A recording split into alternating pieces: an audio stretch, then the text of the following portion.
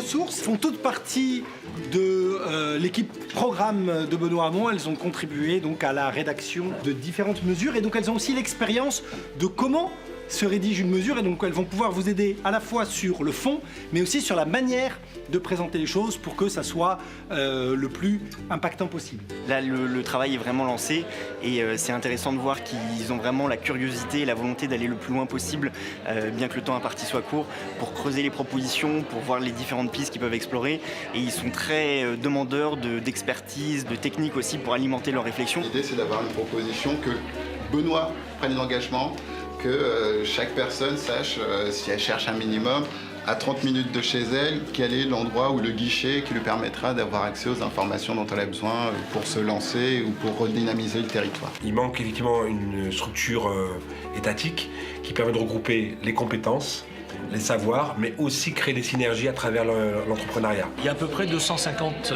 déserts médicaux en France. Il y en a partout. Si vous regardez la carte de France, ça recouvre à peu près 3 millions de personnes. On veut que l'élève, dans l'école ouverte, l'élève soit placé au centre, au cœur de son éducation. Et il décroche très facilement quand il n'est pas intéressé ou quand il voit que les enseignements n'ont rien à voir avec sa réalité.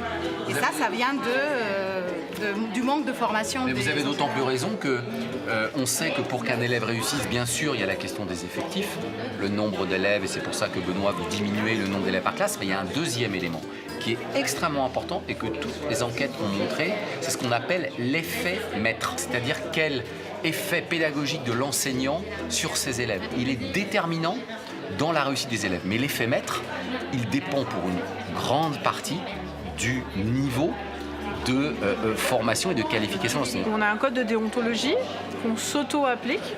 On pourrait prévoir d'ailleurs un code de déontologie pour les parlementaires aussi, où on n'a pas le droit d'accepter des cadeaux qui ont plus d'un certain montant. Alors nous, c'est 150 €. Et tout cadeau qu'on reçoit, en dessous de 150 €, on doit le déclarer.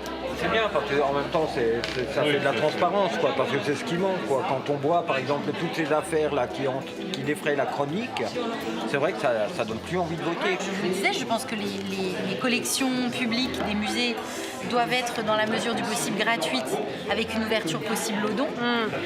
Faire en sorte que les horaires des établissements soient adaptés à un certain type de population. Est-ce qu'on ne peut pas quand même réfléchir à trouver un système, dans ce cas-là, peut-être pour mieux accompagner, pour conseiller, pour qu'il y ait vraiment effectivement quelque chose autour de ça, pour que ça ne parte pas en roue libre? Ça, c'est sûr.